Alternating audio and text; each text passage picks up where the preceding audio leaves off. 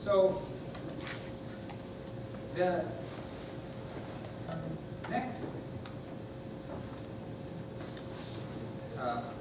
small portion is how to utilize all these things in addition to constraints. What do we mean by constraints? Constraints are, for example, like the problems that we're going to solve, where a point in general has 2 degrees of freedom, u1 and u2, but both degrees of freedom are related by a constraint. That u1 and u2 are equal because because this is 45 degrees. And a constraint is usually given by an equation. That u1 is equal to u2. Or it could be according to the symmetry or assignment, where this can only lie on a circle. So let's call this the position. Let's make this x and y. And this is r.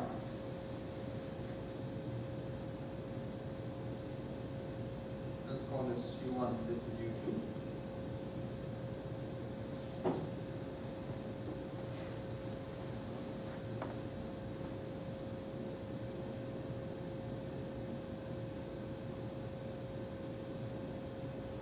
So r minus u2, so x squared plus y squared equal r squared. X is equal to r minus u2 squared. Y squared is y u1 squared. So this is an equation between u1 and u2, for example. So I would like to find u1 and u2 that minimize a certain potential energy function subject to a constraint in an equation. And the equation is usually given as, and the constraint is usually given as an equation. u1 plus u2 is 0, u1 minus u2 is 0, a linear relationship, or whatever constraint I have.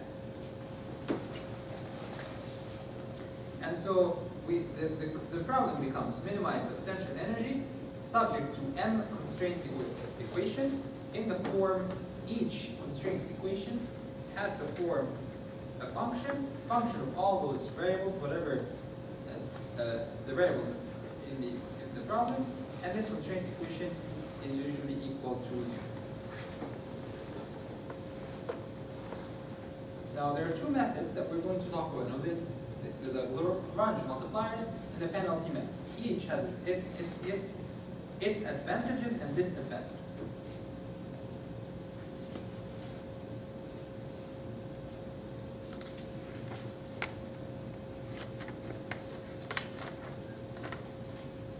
In the Lagrange multipliers method,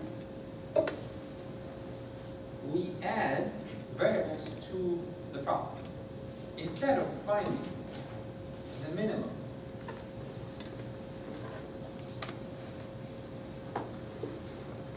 of the potential energy, we write another equation. We call it phi, modified potential energy. What do I call it here?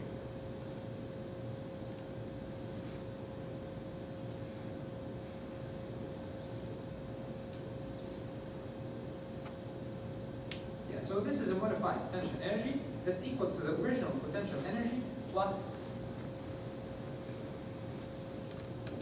the constraint equations multiplied by the Lagrange multipliers.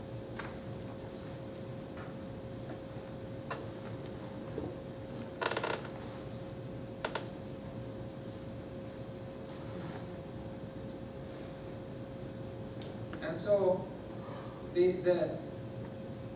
what this equation, if this is phi and this is u, the solution that satisfies this two, the solution that now we're looking for is actually not the minimizer, but the one that makes this critical.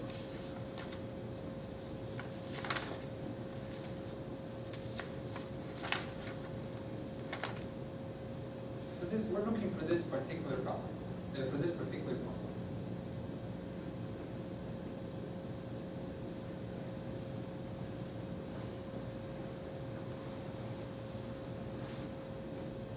And so we want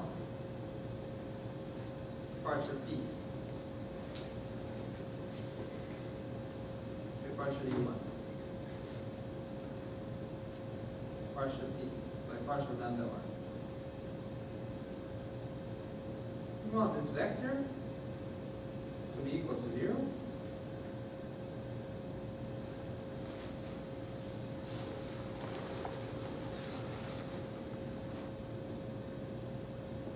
And this is calculated at u1, u plus delta u, lambda plus delta lambda. This is equal to partial phi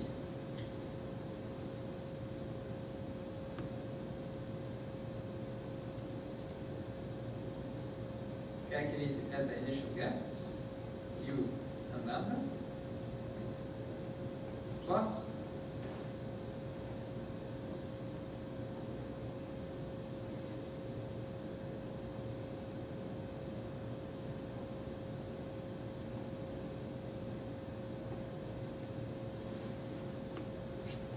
the u Hessian matrix of the problem. It looks like this.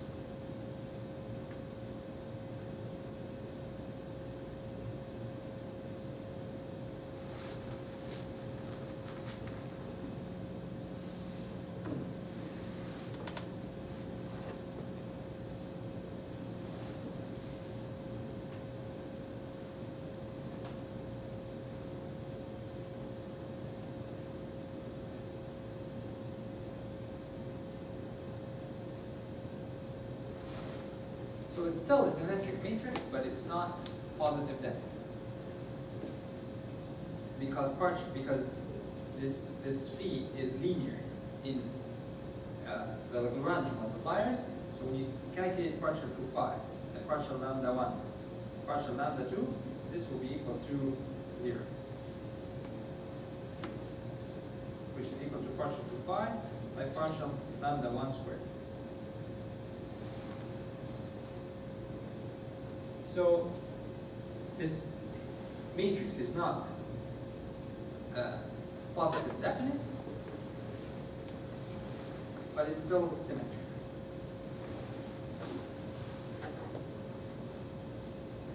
And you can look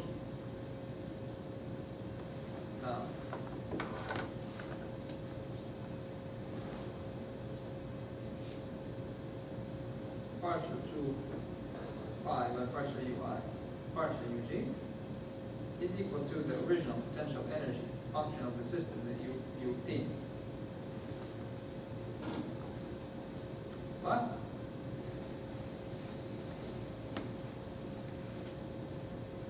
the sum from k equal 1 to m lambda k partial gi partial to gk with respect to partial ui, partial uj. So each component here is the second derivative of phi with respect to u1 and u2. The second derivative of phi with respect to u1 and u2 is the second derivative of the potential energy with respect to u1 and u2. And each constraint equation is the second derivative of that constraint equation with respect to u1 and u2.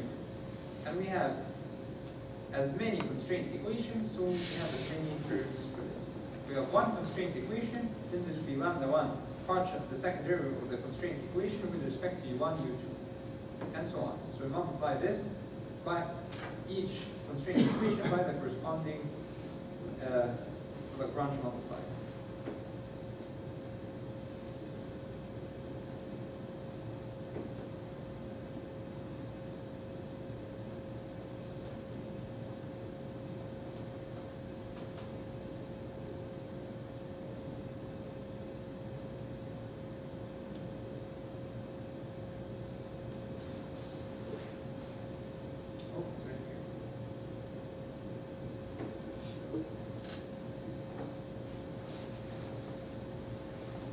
And the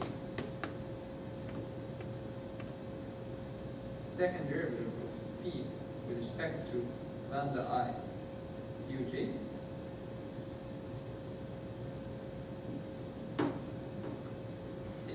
to, this is the only term that has lambda I. So this will be equal to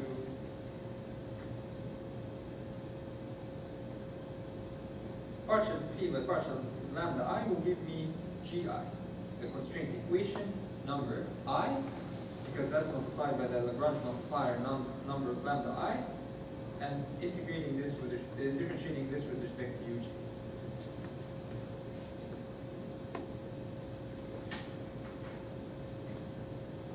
And so let's apply this using an example. I have a force in the link, linear link, given the constant horizontal applied force. Find the force in the linear link given the constant horizontal applied force. What?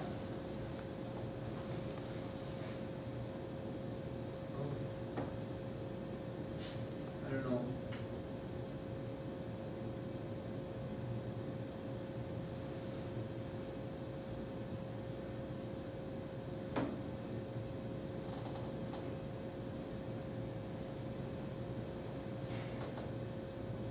Find the force in the linear link given the shown constant horizontal applied force.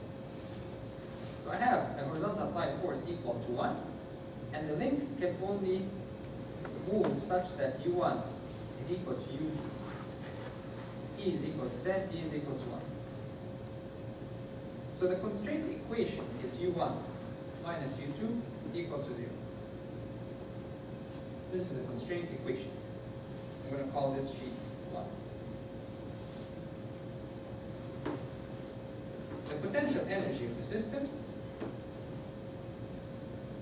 the original potential energy without the constraint, is equal to the internal energy, which is equal to the stress multiplied by the strain in the bar, multiplied by the area, multiplied by the length, minus the work done by the external forces, which is F, multiplied by U1. This is the potential energy of the system. The stress is equal to E multiplied by the strain. E and the strain is equal to the square root. The strain is equal to L1 minus L10 divided by L10, which is equal to E divided by L10. L1 is equal to the square root of L10 plus U2 squared plus U1 squared minus L10. So this is the strain.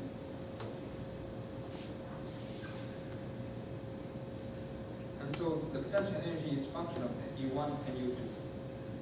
The modified potential energy, including the Lagrange multipliers, is equal to this potential energy plus lambda 1, U1 minus U2. So now it's function of three variables, lambda 1, U1, and U2. I want this to be equal to critical. I want to find the critical point for this function. So first, I want partial phi by partial U1 equals 0. Partial phi by partial U2 equals 0. Partial phi by partial lambda 1 equal to 0. Three equations. These three equations are nonlinear, so I'm going to have to utilize the Newton-Raphson method. To utilize the Newton-Raphson method, I need to find the derivatives again, because to be able to find the solution here, I need to find the derivatives again. And when you calculate the derivatives again, that's when you get this huge, or this matrix that looks like this.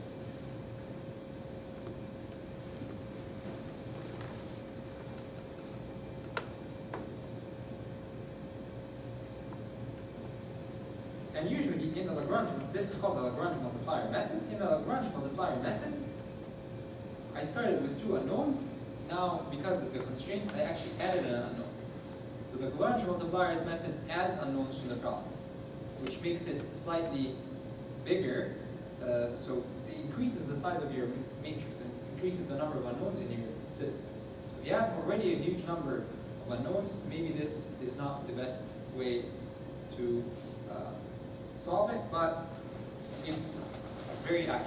The system is more, the Lagrange multipliers method is very accurate. And I think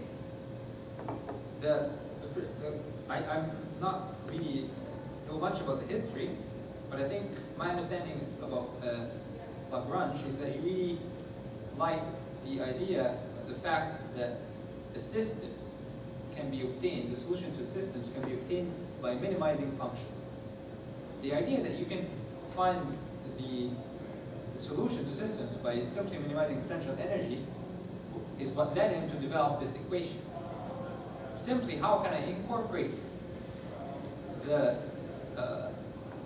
constraints into the same potential energy that I'm using, but now instead of minimizing it with respect to only the older variables, I'm also adding another, I'm just modifying the potential energy, but I'm still doing the same, I'm still using the same method to find a solution, which is basically minimizing or finding now the critical points with respect to those new variables.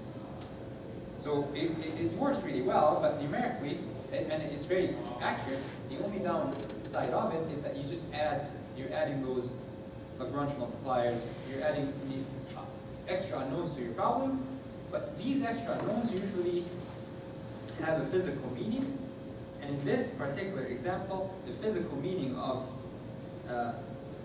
lambda 1 has to do with the force of the constraint. Physically, this is the force that keeps the node along the, let's say, constraints. The node along the path 45-degree path. So that's the force required. That's the force required to keep this along this path.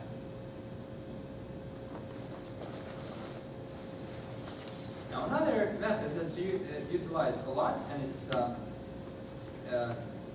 an approximate method, is the penalty method. And as the name implies, I'm just going to modify my potential energy by adding a penalty if the constraint is not achieved. So I'm going to add a penalty if the constraint is not achieved by multiplying I want the constraint to be equal to 0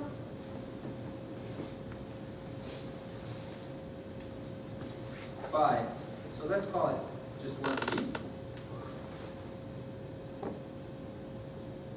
by multiplying g by itself, and let's say g, the constraint, is function of u, multiplying g squared. So g squared will look like this.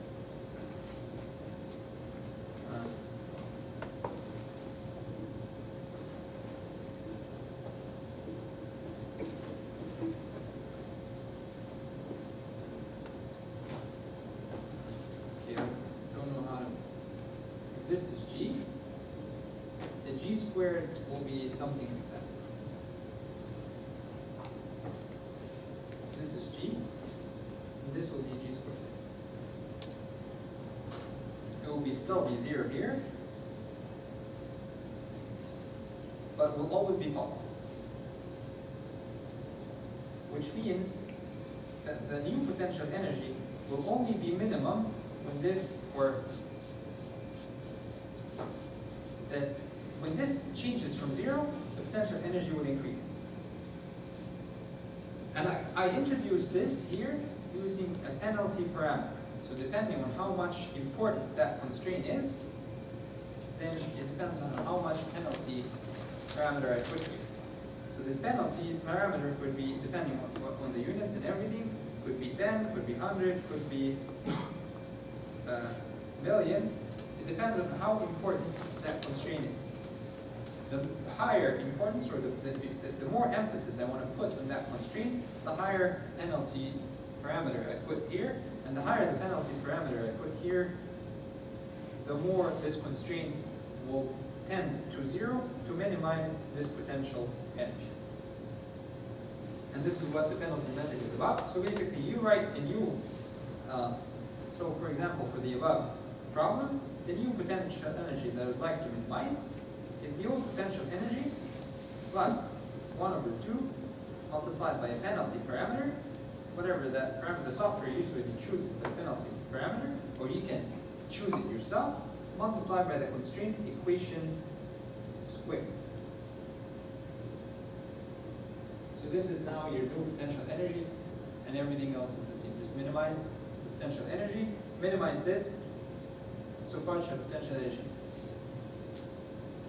with respect to partial U1 equals 0, partial potential energy with respect to U2 equals 0, two nonlinear equations, two unknowns, using the Newton-Raphson method, solve those two differential equations, solve those two equations, and you can see that U1 and U2 will be equal to each other the more you increase that parameter. So when the parameter is 10, they're not really equal. I wasn't able to enforce that constraint. Only when I started using a million, that U1 and U2 are close to each other. Now, of course, Abacus handles the choice, and that's of course based on experience. They know what types of problems are usually involved. But that doesn't necessarily mean that their choice is relevant to your problem. So whenever you're using a nonlinear problem, it's always good to use the default options. But when the default options don't work, that's when you start understanding, okay, well, they're using a penalty parameter, you're going to find, or use a different penalty parameter. You're always going to find default, or input your own penalty parameter. So depending on the units, or depending on whatever. So every problem will have its own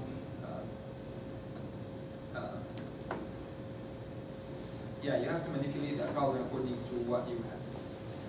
So this is it for today. Again, next time we will cover the arc. I don't know if I'm going to have to think about it. Either we're going to cover the arc length method, or we're just going to cover a few things in the software. I just want to look at the assignment for next week.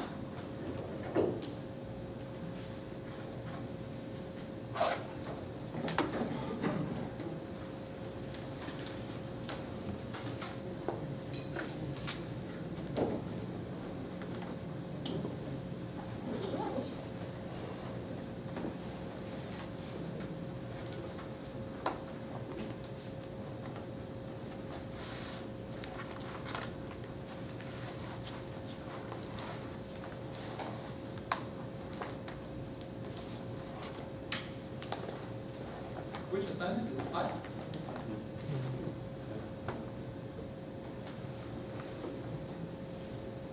So you have a nonlinear relationship between the stress and strain. You need to use the Newton-Raphson method, and you use the modified Newton-Raphson method. And depending on the initial guess, the Newton-Raphson method might fail, because this is something I have to talk about. So depending on the initial guess, the Newton-Raphson method might fail. So try it with different initial guesses, and I'll show you why it might fail. But the modified Newton-Raphson method will succeed.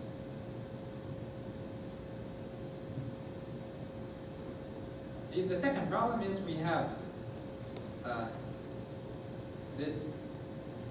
the right node of the shown link is pulled horizontally by force F and is constrained to move on the shown ellipse. The link is linear elastic with Young's law is E, area A and undeformed length equal to L naught. You are required to write the constraint equation in terms of the ellipse principal radii A and B.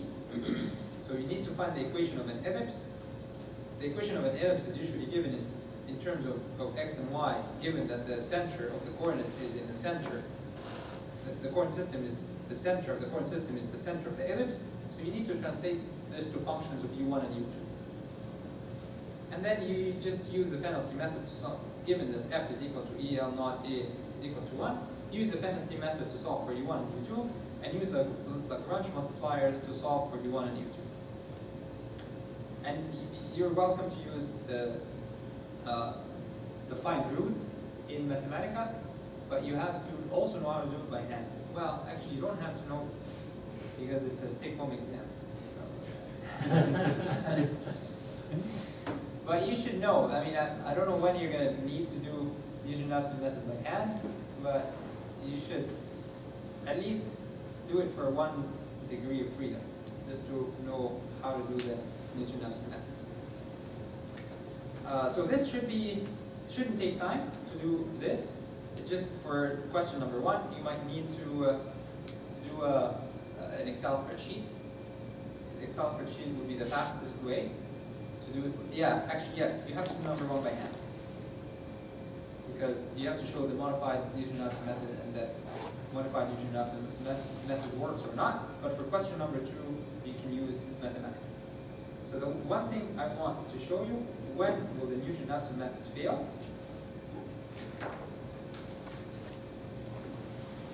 It's a good thing I looked at the assignment.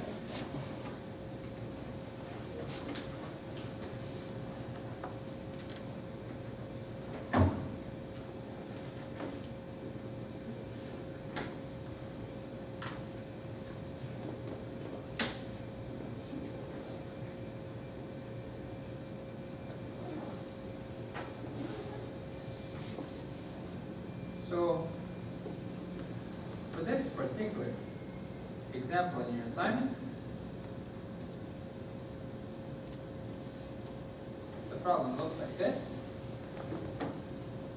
And we're trying to find the string corresponding to this, the I have stress, and I would like to find the string. And so if your initial guess here, it's fine, because you calculate your, actually maybe it's not, well, no, it will be fine. You calculate your slope using the difference, you find this is your initial guess, then you're here, and so on. You might reach this point, but you might not, because if you start here, let's look at what happens if my initial guess is here. If my initial guess is here, this is my slope. I'm going to be stuck.